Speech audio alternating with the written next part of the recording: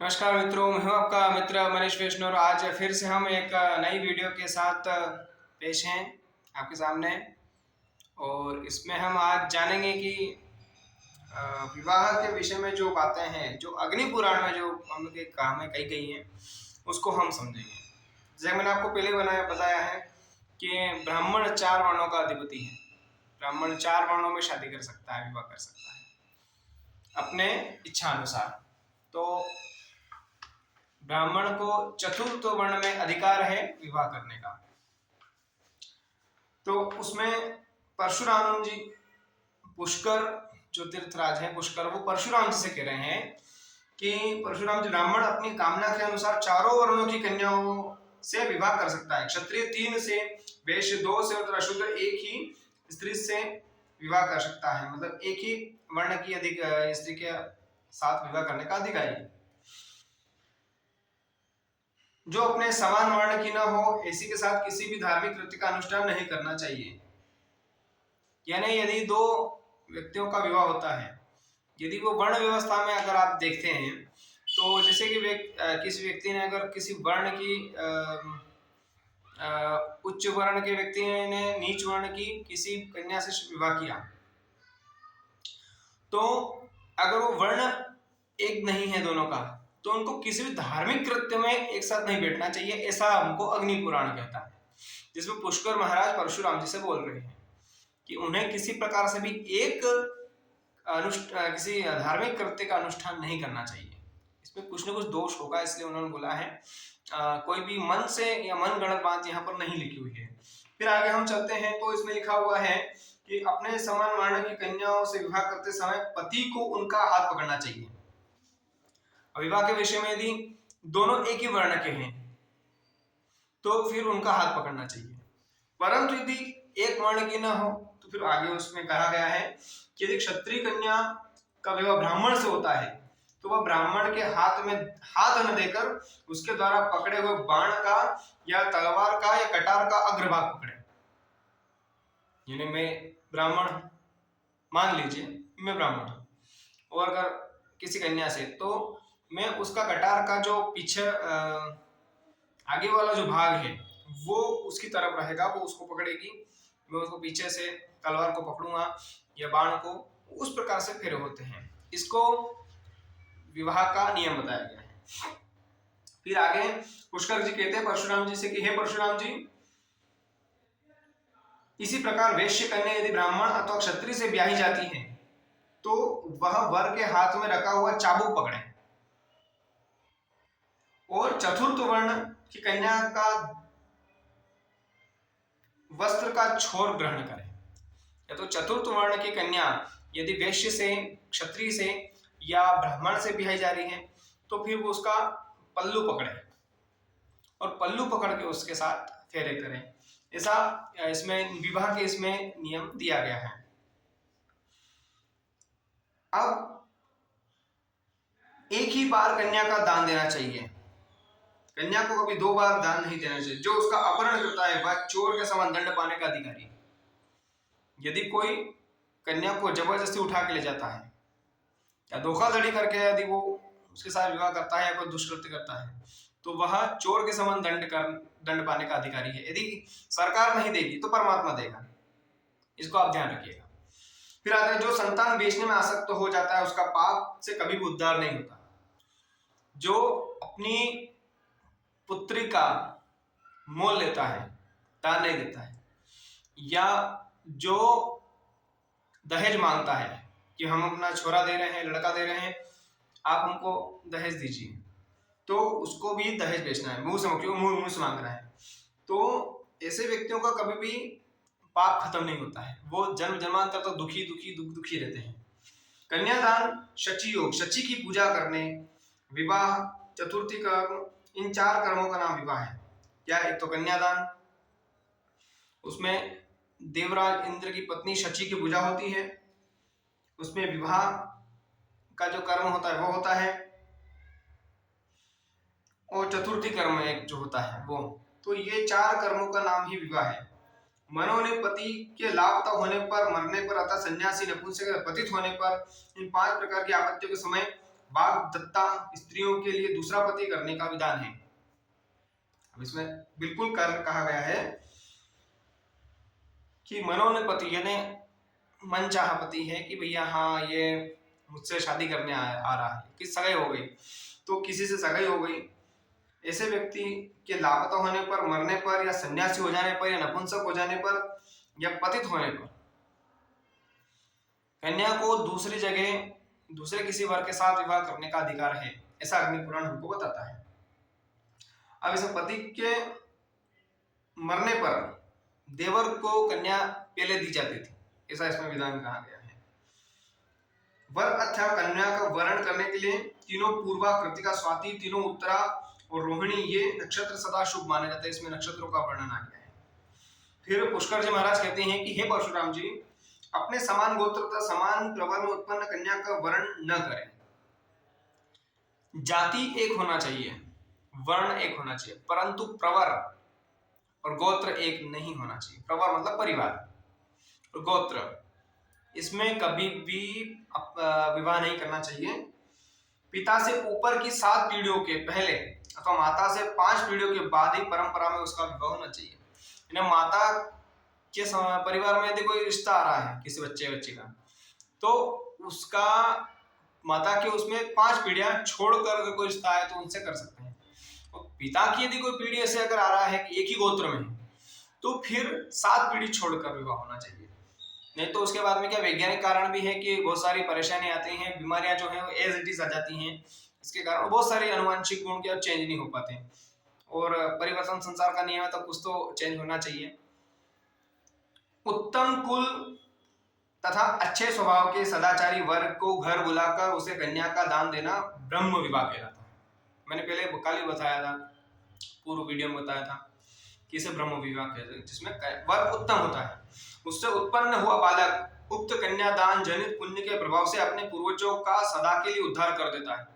यदि आप सुवर को यानी अच्छे वर्ग को यदि दान देते हैं, तो अग्नि पुराण ऐसा कहती है कि उससे उसके पूर्वज तर जाते हैं, क्योंकि वो कन्यादान है। परंतु कुवर को यदि दिया जाए तो अपने पितरे गिर जाते हैं। इस चीज का बहुत ध्यान रखना। और आज के युग में इस चीज को बिल्कुल नगण्यता पर रख दिया गया है, बिल्कुल निचले पायदान पर छोड़ दिया गया कि वर्ग कैसा भी हो, बस वो पैसे वाला होना चाहिए।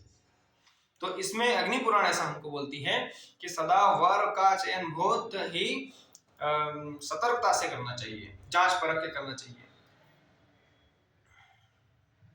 वर से एक गाय और एक बैल लेकर जो विवाह किया जाता है उसे आर्ष विवाह कहते हैं। जब किसी के मांगने पर उसे कन्या दी जाती है तो वह प्राजापत्य विवाह कहलाता है। इससे धर्म की सिद्धि होती है। ये भी ठीक है, यदि कोई मांगता है कि मुझे आपकी कन्या प्रिय है, और ये तो वो स्वयं वर मांगे कि मुझे आपकी कन्या चाहिए, या वर का पिता या माता कोई भी उसके परिवार से मांगे कि हमको आपकी कन्या अच्छी लग रही है, आपको दीजिए, तो वो भी कल्याणकारक है, उसे प्राजापत्य विवाह कहते हैं। इससे धर्म की सिद्धि होती है। कीमत लेकर कन्यादान देना असुर विवाह कहलाता है। कभी भी कोई भी अपनी पुत्री के लिए जो पैसे मांगता है या कुछ चीज की डिमांड करता है कि या तेरे घर में ये होना चाहिए, तो बोलते हैं ना आपका घर ऐसा होना चाहिए, वैसा, तब मेरी छोरी आएगी, मेरी बच्ची आएगी, हम कन्यादान करेंगे या विवाह करेंगे, तो ये गलत बात है। आप डिमांड नहीं रख सकते। हाँ, अपने सुविधा के अनुसार जो कि हाँ भाई इतना तो होना ही चाहिए, वो बात अलग है। पर पैसे लेकर और अति डिमांड कर दी जाए कि ये व्यक्ति करने लायक ही नहीं हो, उससे इतनी ज्यादा डिमांड कर दी जाए, तो ये वो गलत है। फिर आगे हम देखते हैं, वर और कन्या जब स्वेच्छापूर्वक एक दूसरे को स्वीकार कर लेते हैं तो उसको गांधर्व विवाह कहते हैं। ये भी हमने बता दिया है। युद्ध के द्वारा कन्या के हर लेने से राक्षस विवाह कहलाता है। यदि लड़ाई करके अगर किसी को अगर अपना हरण कर लिया तो वो राक्षस विवाह कहलाता है। तथा कन्या को धोखा देकर लाना पिशाच विवाह कहलाता है। ये है विवाह के इतने कर्म। विवाह की इसमें पूरी उसमें विवाह की जो है वो पूरी परिपाटी दी गई है। आषाढ़ से कार्तिक तक जब भगवान विष्णु शयन करते हो, इस समय विवाह नहीं करना चाहिए। अग्नि पुराण में ऐसा लिखा गया है, सभी पुराणों में कहा गया है। पौष और चैत्र मास में भी विवाह निषिद्ध है। पौष और चैत्र मास में विवाह नहीं करना चाहिए। मंगल के दिन तथा रिक्ता एवं भद्रा तिथियों में भी विवाह मना है। मंगलवार के दिन और रिक्ता और भद्रा जब तिथियां, कुछ तिथियां आती है जो रिक्ता होती है, कुछ भद्रा तिथियां होती है, उनमें भी विवाह निषेध है। जब बृहस्पति शुक्र अस्त हो, चंद्रमा पर ग्रहण लगने वाला हो, लग्न स्थान में सूर्य, शनि अथवा मंगल हो और व्यतिपात दोष आ पड़ा हो, तो उस समय भी विवाह नहीं करना चाहिए। मृगशिरा, मघा, स्वाति, हस्त, रोहिणी तीनों उत्तरा, मूल, अनुराधा तथा रेवती ये विवाह के नक्षत्र हैं। फिर से बोल देता हूं मैं, अगर आप करना चाहें और किसी की विवाह होता हो और आपको अगर जांचना परखना हो तो ये नक्षत्र मिला लेना आप, कि यदि आप पढ़े लिखे हैं तो उस दिन अगर मुहूर्त दिया है तो उसमें है कि नहीं है, ये नक्षत्र है कि नहीं है, नहीं तो विवाह में समस्या आती है। क्या है? मृगशिरा, मघा, स्वाति, हस्त, रोहिणी तीनों उत्तरा, मूल, अनुराधा तथा रेवती ये विवाह के नक्षत्र हैं। इनमें विवाह करना शुभ माना जाता है। पुरुषवाची लग्न तथा उसका नवमान शुभ होता है। लग्न से तीसरे, छठे, 10वें, 11वें तथा 8वें स्थान में सूर्य, शनि तथा बुध हो तो शुभ विवाह होता है। ये ज्योतिष की बातें हैं, तो आपको फिर भी बता देता हूं जहां लिखी हुई है। 8वें स्थान में मंगल का होना अशुभ है। शेष ग्रह 7वें, 12वें तथा 8वें घर में हो तो शुभ कारक होता है। इनमें भी छठे स्थान का शुक्र उत्तम नहीं होता। चतुर्थी कर्म में भी विवाह नक्षत्र में ही करना चाहिए। उसमें लग्नता चौथे आदि स्थानों में ग्रह न रहे तो उत्तम है। पर्व का दिन छोड़कर अन्य समय में ही स्त्री समागम करें। अब स्त्री समागम का भी यहाँ पर है, क्या काम का जो योग है वो तब करें जब पर्व का दिन नहीं हो। पर्व के दिन यदि कोई व्रत त्योहार हो तो व्रत में और त्योहार में कभी भी स्त्री के साथ संसर्ग नहीं करें। उस दिन संयम रखें, ब्रह्मचर्य रखें किसी भी कीमत पर। इससे सती या शची देवी के आशीर्वाद से सदा प्रसन्नता होती है। अब यदि आप पर्व वगैरह नहीं छोड़ते हैं, कुछ ऐसे दिवस होते हैं जहां पर निषेध है कि यहाँ पर नहीं करना चाहिए, और वहां पर भी आप जब स्त्री संसर्ग करते हैं, स्त्री पुरुष का संसर्ग करती है, तो घर में निश्चित ही कहीं ना कहीं कलह की स्थिति और घर में कहीं ना कहीं दरिद्रता की स्थिति या दुख की स्थिति उत्पन्न होती है, क्योंकि उससे शची की अप्रसन्नता प्राप्त होती है। यानी इंद्र, क्योंकि संसार का भरण पोषण का भार जो है, संसार को देखने का जो भार है वो है इंद्र का, और इंद्र जगत के स्वामी होने से उनकी जो पत्नी है शची, वो इस पे सबका ध्यान रखती है। तो विवाह का जो कर्म है वो शची के अधीन आता है, इसलिए उसके सारे जो हमारे रीति रिवाज हैं उनको फॉलो करते हुए हमको निश्चित ही ब्रह्मचर्य का और भक्ति भाव का अनुसरण करना चाहिए। आइए इसके साथ में आज का यह टॉपिक यही हम विराम करते हैं। हाँ, एक और बात मैं बताना चाहता हूँ कुछ और, एक जो अगली जो वीडियो आएगी उसमें मैं, कि अगर दो एक ही माँ के पुत्र हैं, पुत्रियां हैं, दोनों का एक साथ विवाह करते हैं तो उससे क्या समस्या आती है। यदि दो बहनों की दो भाइयों से करते हैं तो उसमें क्या समस्या हो सकती है। एक मंडप में जब बहुत ज्यादा का विवाह होता है, 6 महीने के अंतराल में दो भाइयों का या दो बहनों का विवाह होता है, तो उसमें क्या समस्या आती है, किस प्रकार से शुभ होता है, किस प्रकार से, वो मैं अगले वीडियो में डिस्कस करने वाला हूँ।